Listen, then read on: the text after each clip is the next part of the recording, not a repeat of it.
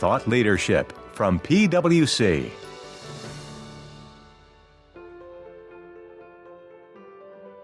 Ultimately, when you talk about reporting and ESG reporting broadly, a lot of the data that you're going to use in your reporting and disclosures, whether it's emissions or other types of information, is going to be useful from a risk perspective too. Continuing our ESG reporting series with a deeper dive into TCFD standards, this is PwC's Accounting Podcast. I'm Heather Horn, and thanks so much for joining us today.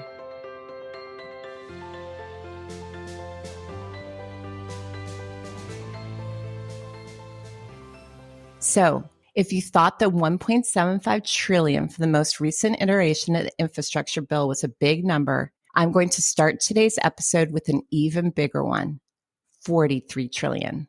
That's the amount of manageable asset value that the Task Force for Climate-Related Financial Disclosures, or TCFD, says is at risk as a result of climate change by the year 2100. Established in 2015, TCFD is responsible for creating one of today's most widely used frameworks for reporting on an enterprise's climate-related financial risks. For today's episode, we're excited to be diving deeper into TCFD and to be joined by someone whose actual job is to assess these risks. Steve Bochansky is a partner in PwC's actuarial services practice. He has more than 23 years of experience in actuarial risk modeling and consulting and leads PwC's U.S. climate risk modeling team. His projects in the sustainability and ESG space focus on climate change-related impact assessments, emissions quantifications and optimization, and financial modeling. Our discussion definitely gave me a different perspective on the risks companies should be thinking about. So let's get started. So Steve, thanks so much for joining me today as part of our deep dive into some of the different ESG frameworks.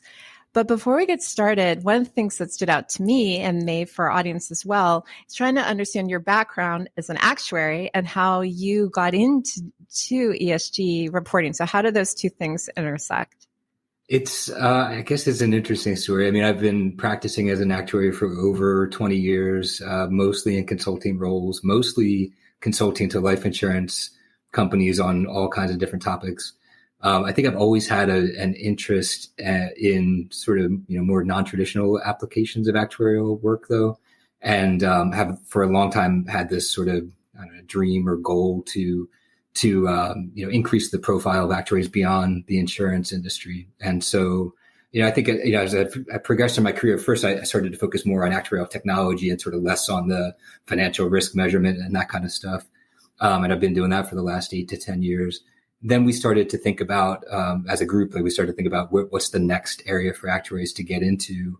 And climate risk was one of the things we identified as a really good opportunity, both because it was a topic that was starting to really emerge as a central topic, but also there are things that actuaries do that are kind of core to risk evaluation for climate, modeling and data analysis and kind of understanding how, the financial side of risk. So it was a nice transition point, and we started building up a team, and it really has given me the opportunity to do that, to branch outside of the insurance industry, do a lot of work in climate risk for insurance companies, but we're doing work for all kinds of industries, telecoms and retail companies and mining companies and all kinds of industries. So it's been great. And it's also, closely aligned with my own personal values and purpose. So it all has come together really nicely, Heather. Well, and Steve, as soon as you started answering, I was like, oh, of course, because this whole discussion of sort of the impact of climate on a company,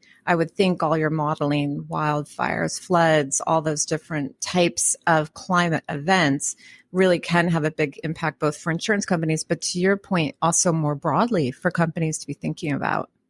Yeah, I think it's interesting because so actuaries tend to specialize in different areas. And one of the ways that we split is between industries. So I have a focus on life insurance. Other actuaries focus on property casualty, or sometimes that's called general insurance. So I have never done really property type modeling or catastrophe modeling. Now I've got people on my team who have done that. But the notion of looking out to an extended period of time, 30, 40, 50 years out, is something that's central to life insurance. And we build models all the time that look out 50 years into the future and evaluate financial risk. Coming together between my team is life insurance actuaries, property casualty actuaries, which kind of brings all those components of the discipline together in a really nice way that addresses the climate problem.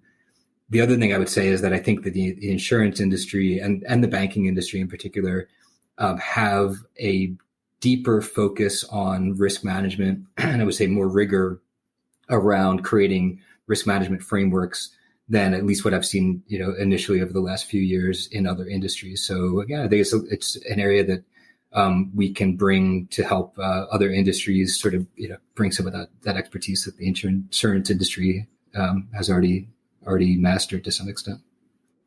Well, and we're recording this on the heels of COP26. So I'll warn you now at the end, I'm going to be asking you, since you talked about looking out 40 or 50 years, what you think about where they landed in COP26. But we'll get to that at the end. We'll stick first to our stated purpose, which, as I said at the beginning, we've kind of talked about the overall sort of alphabet soup of ESG reporting, but specifically with you, I know you've been doing a lot of work with TCFD.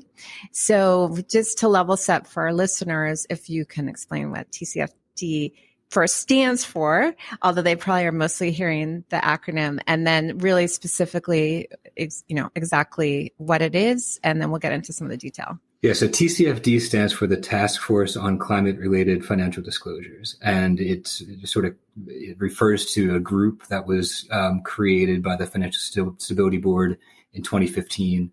And this is sort of as the FSB started to look ahead to, on the heels of the financial crisis, what might be the next really significant systemic risk to the financial industry, and climate risk was identified as an area that they should focus. And so TCFD was established. They put out a series of detailed recommendations first in 2017, and then since then have continued to evolve that and issue additional guidance and status reports that talk about adoption of the standard. So the reporting in accordance with the TCFD framework is still voluntary in most jurisdictions. Now, there are several that have started to make it mandatory, and more signals that that's going to increase in other jurisdictions.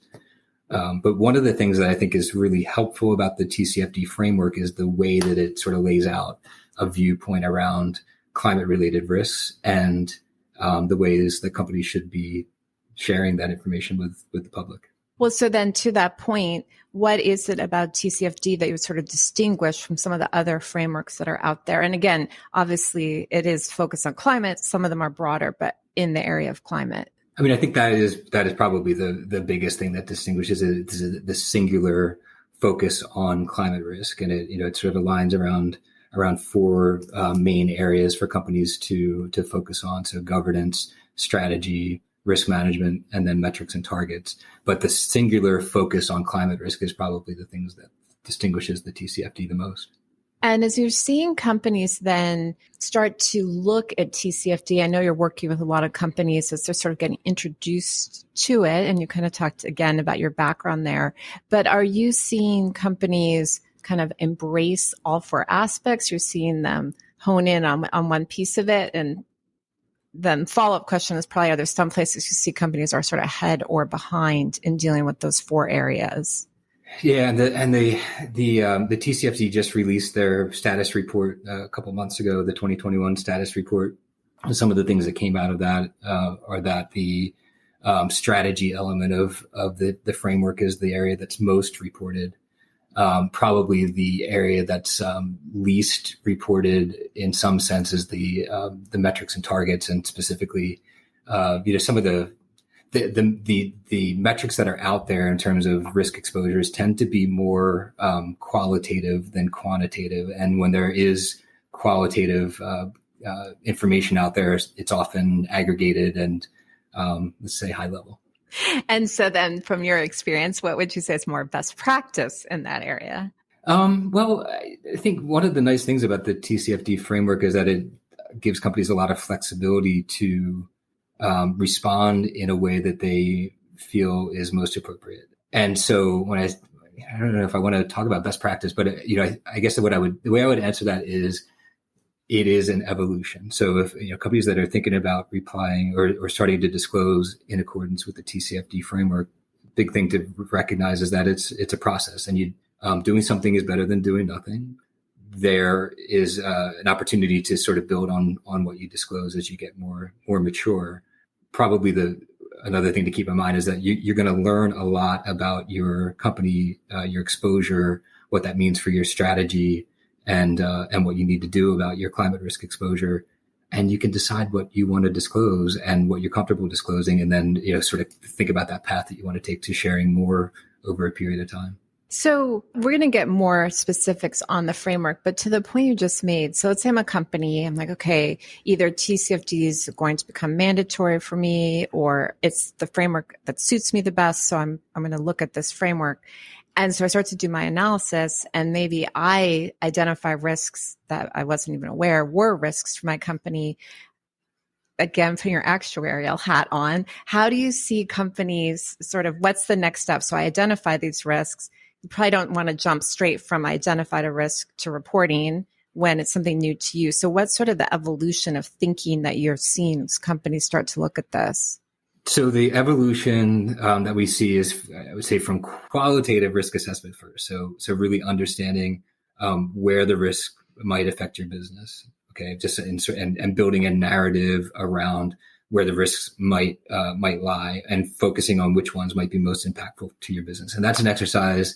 We've got some tools that we use to help companies do that, but really it's understanding your business, and it's like a thought exercise on how the risk might manifest. The TCFD framework, and I would like to cover, Heather, at some point, the types of risks that are in the framework, because that's Yes, I'm going to come back to that. But the framework, I think, question gives you a really good structure for how to think about the different types of risks. And then you can kind of take that and say, all right, now in my company, how might this manifest? So once you've done a qualitative risk assessment and you identify what, might be the most material risk, then the next step would be a quantitative risk assessment. Okay, now where you're actually translating that into risk exposure, and the best way to do that is to put it in terms of financial impact, because that's what's going to be most meaningful to the business. And then the next step in the evolution is how do I I guess first, how do I decide what to disclose? But then what we're really starting to see now is the next step, which is how do I now integrate that into my business strategy? What does that mean for my operations? What does that mean for business continuity planning? What does that mean for new products and services? And so the companies that are making the best use of the TCFD framework are making that end-to-end step from disclosure all the way through now to strategy, and how does it affect the way that they actually run their business. I think it's helpful, again, for our audience who may not be as familiar. Let's go step by step. So you mentioned the 4 pillars of the framework, which are governance, strategy, risk management, and then metrics and targets, recommended disclosures. But I do think a key aspect of this framework, and again, someplace for people to sort of start, is looking at the risk categories that they outlined. So can you kind of run us through those and some hints on how to think about them? The biggest thing that I would say about the framework, the types of risks, is the notion of transition risk. Okay, so there's sort of 2 broad categories, physical risk and transition risk. And especially as an actuary, the physical risk part of it is intuitive. This is the part that we all understand and probably focus on the most when it comes to climate change. So it's acute physical risks like severe weather events, more drought, more heat waves, more hurricanes and tornadoes and things like that. And then chronic physical risks that are, I guess some of that is related to temperature as well, but what that means for water usage and availability and things like that.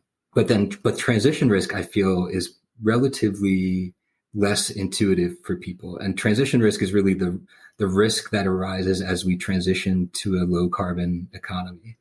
And obviously that will affect different industries and different companies in different ways. So if you're an oil and gas company, transition risk is going to be a big thing for you. And transition risk kind of breaks down into different categories, including market risk and technology risk and litigation. So it's just a different different kind of concept from the physical risk that we're probably most used to talking about with respect to climate change.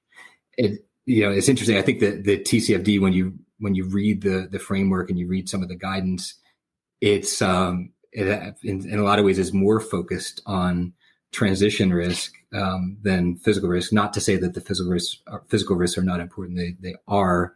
But I think as I read the TCFD guidance, it kind of, I don't know, it seems optimistic in a way that we're going to fix this, and so you better start to worry about what that means from a transition risk perspective.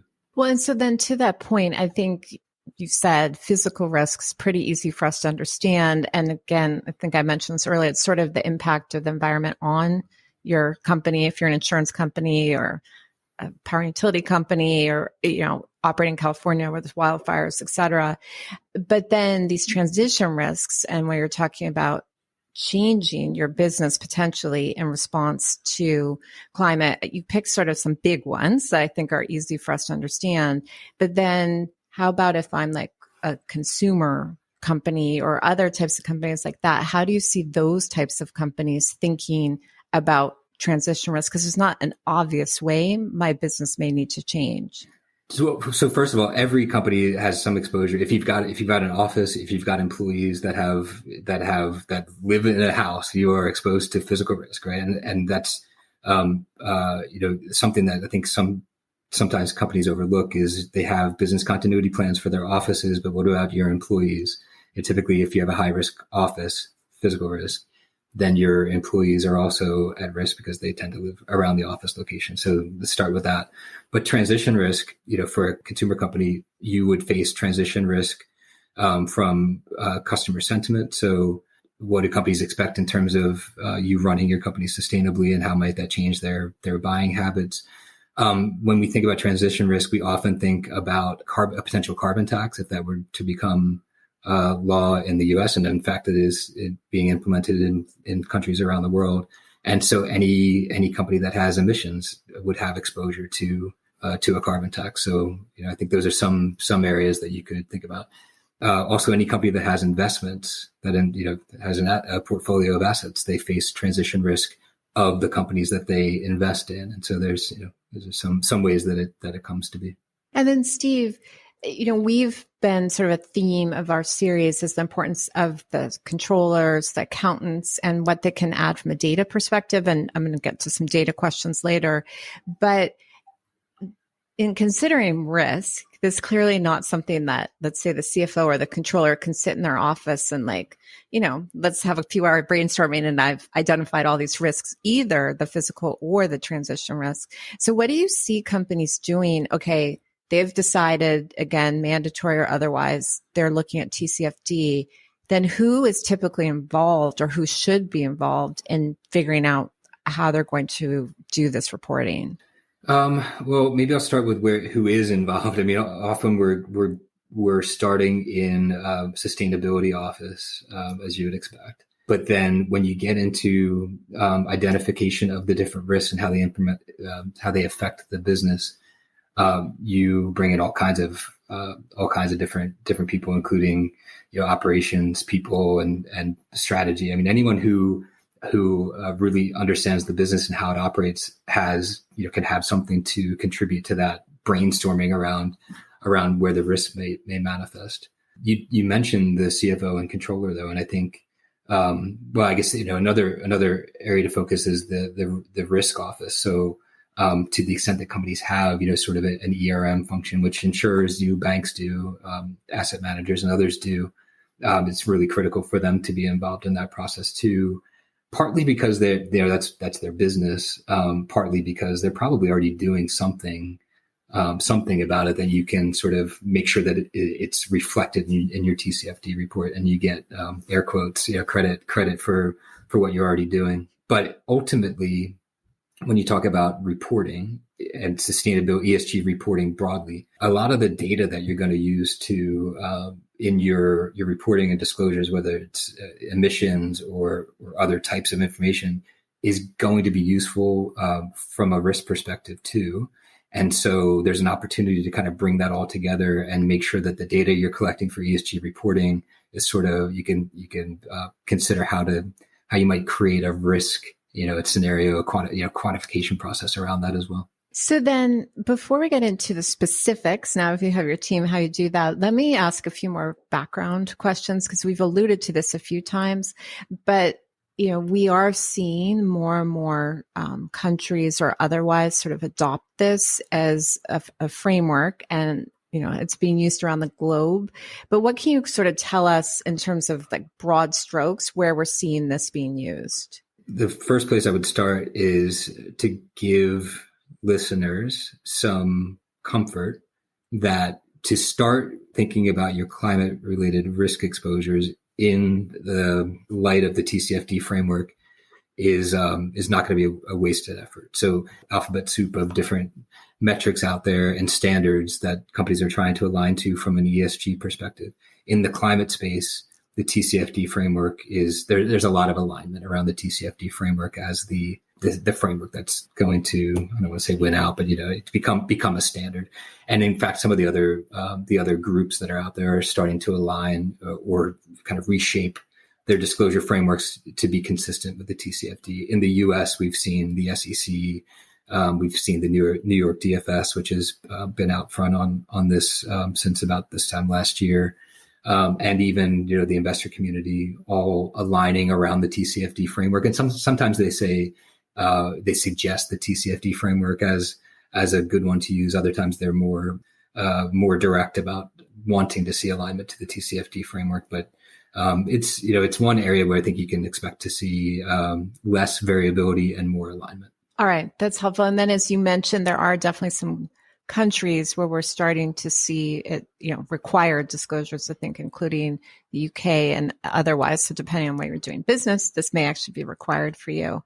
And then again, from a level setting point of view, you mentioned a few industries, but do you see broad adoption or do we see this more focused in certain industries? I guess from my experience, I would say broad adoption. The TCFD does give specific guidance for different industries. They've got specific guidance for insurance and banks and asset managers and asset owners to address, specific requirements for them. But no, I mean, we're seeing adoption, across the board.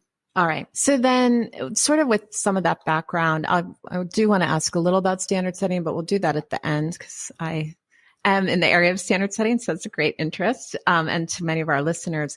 But let's say that either the company has, it's required to, it's voluntarily, we talked about who might be involved. Then I know we always have sort of steps a company should go through. And let's assume our listeners are going to be at all different points in this process, but let's start with someone who really hasn't done much of any sustainability reporting. So where do they begin? Where do they begin? Yeah. Yeah. I mean, where we always start is with sort of what we call like a landscape and gap assessment. So, and this is always an interesting exercise, but most companies have done some kind of sustainability reporting that you can start to leverage and tap into, and see, all right, sort of, what have we done? What have we put out there publicly? What do we do maybe that we haven't disclosed, but that's, these sort of initiatives that are happening within the organization that maybe the sustainability office doesn't even have full visibility into. So we start with the landscape assessment, often looking at what peers are doing and using that as a guide. But the gap assessment is always interesting because you find out stuff that's going on that you didn't know. And what most often happens is that you have a better starting position than you thought. And there's more that you can build from there.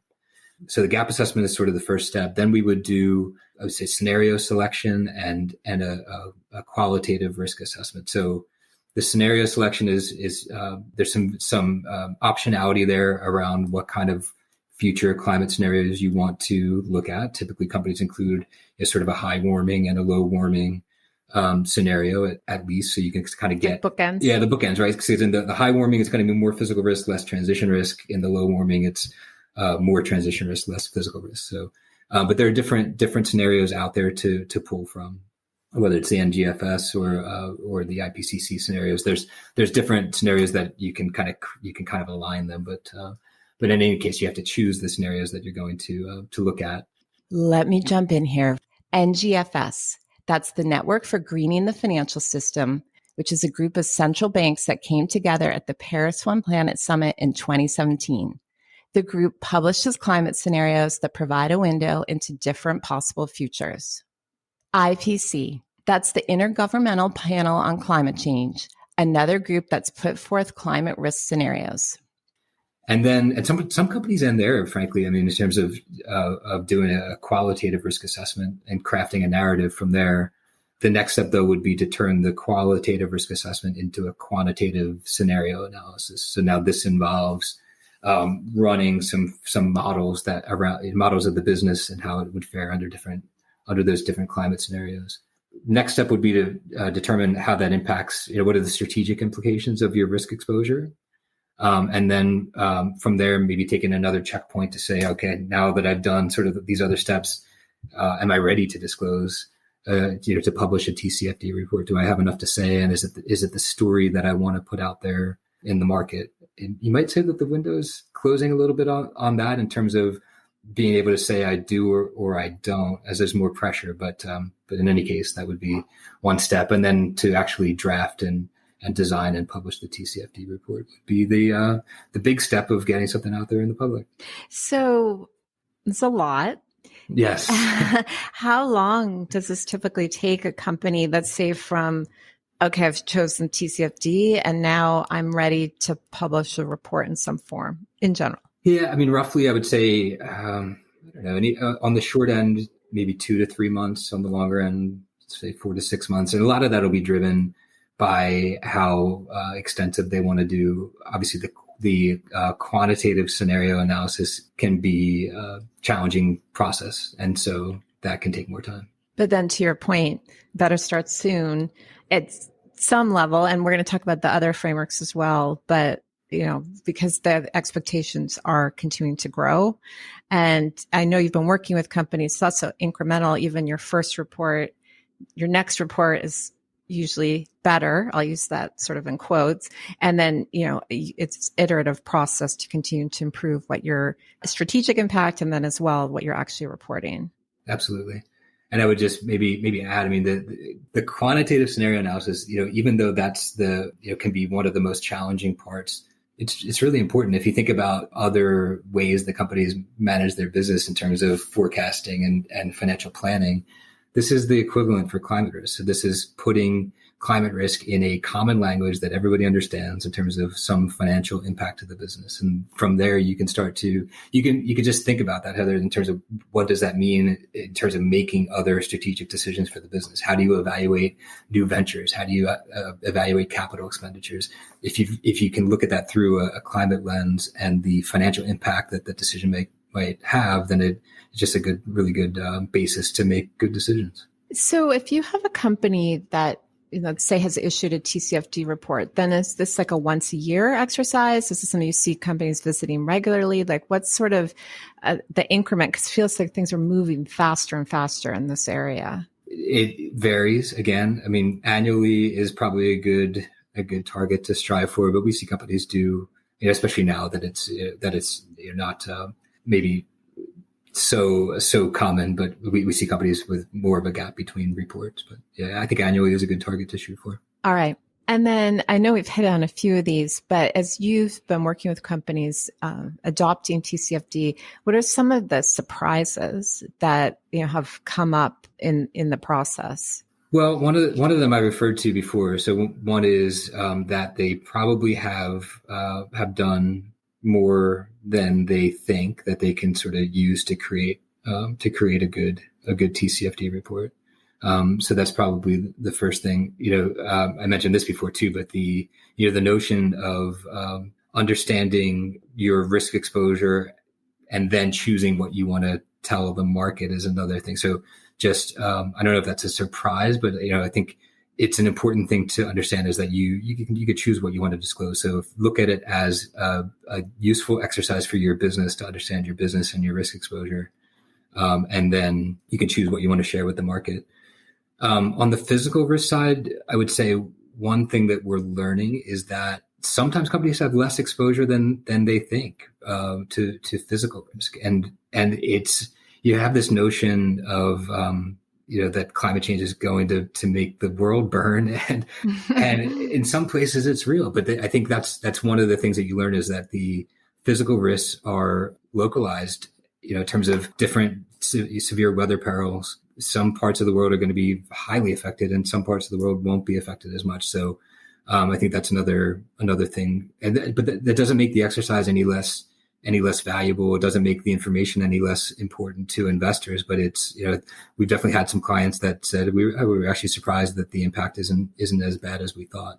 Maybe another reason why there's a more of a focus in the TCFD framework, or at least from my reading, more attention in some ways paid to transition risk, because transition risk can really impact companies very broadly and industries very broadly. Yeah. And it sounds like, for one thing, it's separating the hype from the actuality, or from what's actually occurring. But also, it could be good news, right? If your stakeholders are worried and you do your analysis and you say, oh, actually, things aren't as bad, maybe in the physical area, but here, this is what we're doing from a transition perspective. Yeah, I think that's right. It can be good news in some cases, and I want to be careful. I don't want to give the impression that what we hear in the media is hype related to climate risk. The risk is very real. It's just that from a physical standpoint, in particular, there's some areas of the world that will be very much affected, and some that will be less so.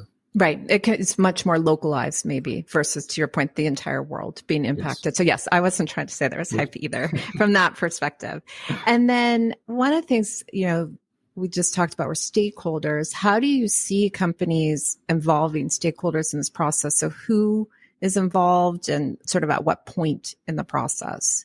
As broadly as possible in terms of who to involve. Like I said, we often start with the sustainability office. We talk about who are the most relevant people within the organization that should be involved in discussions around the risk exposure. But keep in mind too that the TCFD reporting is broader than just risk exposure. There's the governance angle, the strategic angle, and everything. And so I guess that's one way to look at it: is the people who are involved in the groups that know your business the best and who are most closely involved in making strategic decisions should be involved in the discussion around TCFD. And then how about from an external stakeholders perspective, whether it's like investors or employees or other, sort of maybe people who aren't, not that employees aren't directly impacted, but maybe who are coming at it from a different perspective. Do you see them sort of on the back end, the front end, or it really varies? It's a good question. I think often we're seeing companies that are choosing to issue a TCFD report are doing it in the face of some kind of external pressure, mostly, generally from regulators and investors. I think it's probably the way to think about it. And the investor community has been really active and vocal here. I think when Larry Fink mentioned, he started to really spotlight climate risk in his annual letter, and specifically referenced the TCFD framework as the framework that BlackRock expects companies to start to align to. That opened a lot of eyes. You've got a huge institutional investor that's putting that out there. But then the regulatory pressure has really ramped up. In other parts of the world, outside of the U.S., it's been building for quite some time. But now the U.S. is really starting to focus on this as well. And we're expecting imminently some guidance from the SEC around this and specifically on climate risk. Yep. Definitely more to come on that. So I want to go back to data, because as an auditor, I have a great interest in data, and our audience, which is, sort of finance organizations is too. And then I know I should guess from an actuarial point of view, everything's based off of data.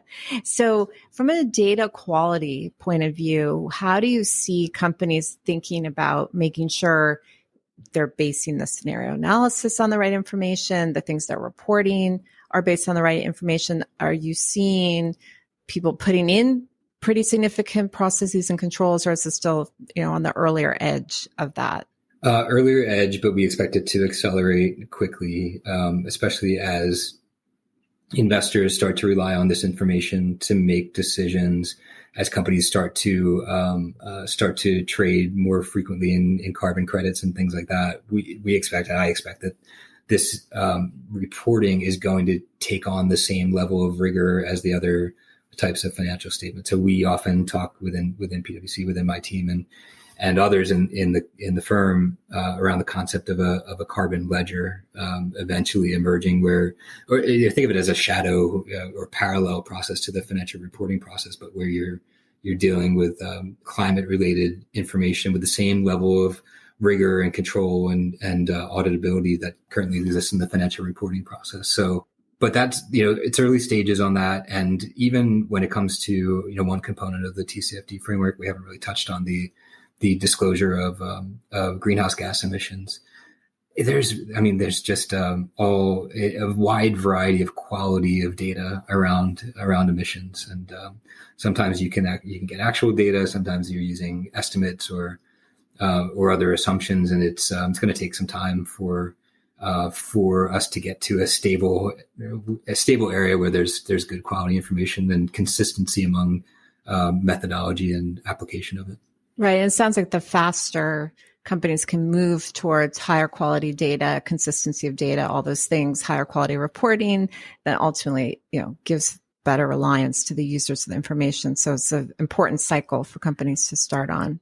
Absolutely. But I would also say, if you think about, as you're thinking about implementing a reporting process, and my advice is to also think about how does that sort of factor into your quantification processes. So whether it's your risk quantification or your emissions quantification, I think I mentioned before, like a lot of the same data you'll use to report and disclose could be really useful to doing projections of risk or projections of emissions and helping with target setting and risk management. So maybe a way to think about this is to take some lessons from what we've learned in the financial reporting space. There's so much work has gone on in the last decade around financial transformation or finance transformation. So it's an opportunity to build from the start, resilient systems that sort of feed that end-to-end process rather than implementing something you're going to have to go back and attach the right technology to later. So then a couple of final questions. When you're working with companies in the space,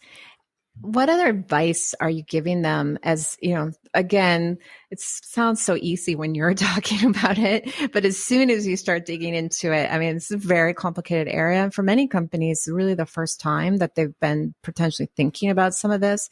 So what types of advice are you giving them, particularly maybe when they feel like they're hitting a roadblock? Don't panic. That is always good advice. Right. Take it slow and recognize, like we've said a couple of times, it's an evolution, it's a process. And so you will be rewarded for doing something, even if it's, oftentimes companies have a sustainability report and their first step might be to create a TCFD index. So rather than a standalone TCFD report, can I take my sustainability report and create an index that says this component of the TCFD is covered in this area and so forth. So that's a way to dip your toe into it. I guess the other thing is it's emerging for everyone. So in some sense, there's no, we can identify best practice right now. We can identify emerging practice, and but you can get on the curve now and be part of that rather than be preoccupied with how to do it exactly correctly. If you follow me, yeah. Yep. Totally makes sense. So then we've sort of alluded to this, but I'm going to ask it straight out. And since this is a TCFD podcast, you can rah if you want to. But why TCFD versus some of these other frameworks, particularly for companies that right now, at least this is voluntary? Well, for me, so I'm an actuary. I'm a risk guy. I really like the risk taxonomy that they've created. I think it's a really thoughtful and complete, robust way to think about the risk exposure. So that's probably where I start. It gives you a really nice way to think about the way that climate risks emerge, and then in a way that makes it easy to translate to your business and is intuitive and I think helpful for investors and other external parties. But also, like we've said a few times as well, it also gives you really good information about your business and what you should be worried about. Then the other components of it, I think, are good as well. So the governance component in terms of how do you educate your board and how do you deal with these risks at a management level, the strategic implications. I don't know. I'm a fan. You're a fan. Well, and it sounds like, to the point you're making, you don't want, no matter which framework you're doing, you don't want it to be sort of a check the box, I'm reporting, but it really get integrated into my business. And because of the way this is set up and the focus on risk there is a fairly direct way to think, here's a risk. How is this impacting my strategy? And it sounds like that's a big part of what would appeal to you. It is. I mean, let's be fair. That you can do a TCFD report as a check the box exercise. It is okay. Yes, fair enough. We're more optimistic here on the podcast. But I think once you start the exercise, and what we're finding with clients is that once they do even just the qualitative risk assessment, you start to understand really how this might impact your business. You're going to learn things that you didn't know. You're going to learn things that are decision useful to make good moves for your business. So, Excellent. All right. Well, so if you've persuaded someone to look at TCFD, and again, I think a lot of our listeners are looking at all of these right now, but what would you recommend in terms of next steps for someone, again, who's not already following TCFD, but is looking at it potentially for their company?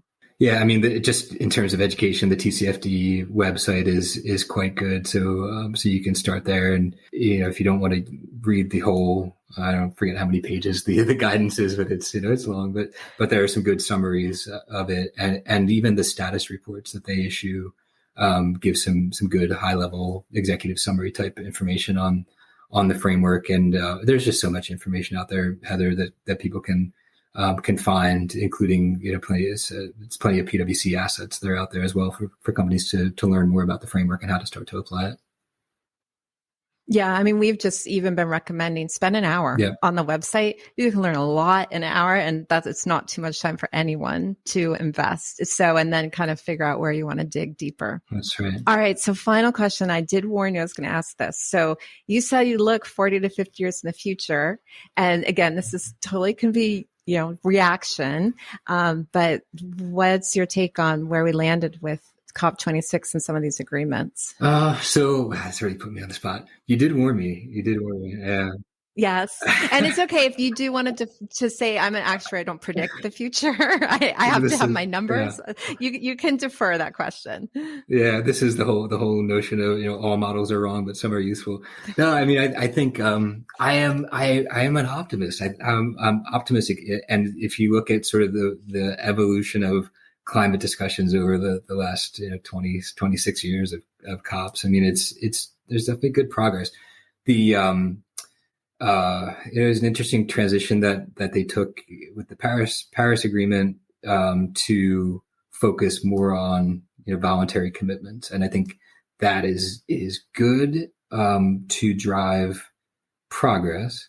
It can be challenging when you're trying to drive enough progress, and so the optimist in me says there are some really good outcomes from COP26 when they talk about. I think what did they finally agree on? Phasing down coal power plants rather than phasing out. So I would love, and I think most people who work in this space would have loved to have seen a commitment to phase out. But can we focus on the positive of what was accomplished? And I think that's the best we can ask for right now. I think that we're going to solve this, and you can find me in 20 or 30 years, and we'll connect again and see how we did. Well, maybe even next year I'll have you back. You can see how we've done in a year. Mm-hmm. So, Steve, really appreciate all the insight, and thanks so much for joining me today. It's my pleasure, Heather. That's our show for today. So that you never miss any of our audio content, follow the PwC Accounting Podcast wherever you listen to your podcasts. And don't forget to sign up for our weekly newsletter to get your weekly dose of all things accounting and reporting. Head on over to viewpoint.pwc.com to sign up. From Thought Leadership at PwC, I'm Heather Horn. Thanks for tuning in.